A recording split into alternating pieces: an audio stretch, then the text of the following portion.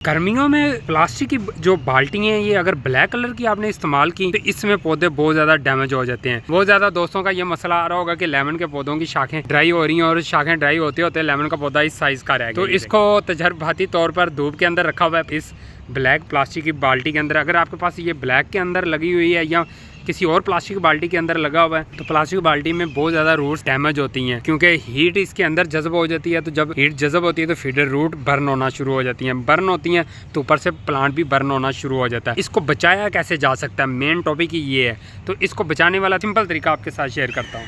Other hand देखें, मेरे पास ये लेमन का पौधा देखें, माशाल्लाह कितना बड़ा लेमन का पौधा है। ये देखें, ये पूरे 5 फीट की हाइट के ऊपर पहुँच चुका है मेरा ये पौधा लेमन का।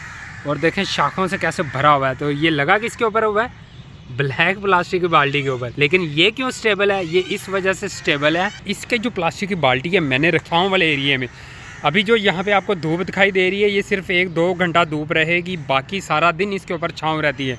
दरख्तों की छाँव, ये इस ग्रीन नट की छाँव आनी शुरू हो जाएगी इसके ऊपर। तो इस वजह से ये मेरा पौधा भी कितना हेल्दी और ठंडा सा एरिया में पड़ा हुआ है। मतलब पीछे दरख्त हैं इसके, ये देखें, इस वजह से थोड़ा सा माहौल ठंडा ठंडा सा है। ये प्लास्टिक की बाल्टी के अंदर कितना बड़ा लेमन का पौधा हो चुका है। तो दूसरा आपने देखा होगा बेचारा सूख सड़ गया है, सीधा धूप के अंदर पड़ा हुआ है, सारा दिन की धूप लगती है, ऊपर से प्लास्टिक की ब्लैक कलर की बाल्टी है। या कोई और कलर की भी होगी तो आप डायरेक्ट सनलाइट के अंदर रखेंगे तो आपको ये इशू फेस करना पड़ सकता है। तो आप अपना पौधे को वहाँ रखिए घर के अंदर जहाँ पे थोड़ा सा माहौल ठंडा ठंडा सा फील होता हो, तो आप वहाँ पे अपने पौधों को शिफ्ट कर सकते हैं, लेमन के पौधों को। मुझे उम्मीद है कि आपको ये वीडियो अच्छी लगी होगी कि इतनी ज़्यादा गर्मी में हम अपने पौधों को कैसे अपने घर में स्टेबल कर सकते हैं और अच्छी ग्रोथ ले सकते हैं। तो उम्मीद है अगर आप इन टिप को फॉलो करेंगे तो आप कंफ्यूज नहीं होंगे और आपकी गार्डनिंग भी बहुत अच्छी हो जाएगी।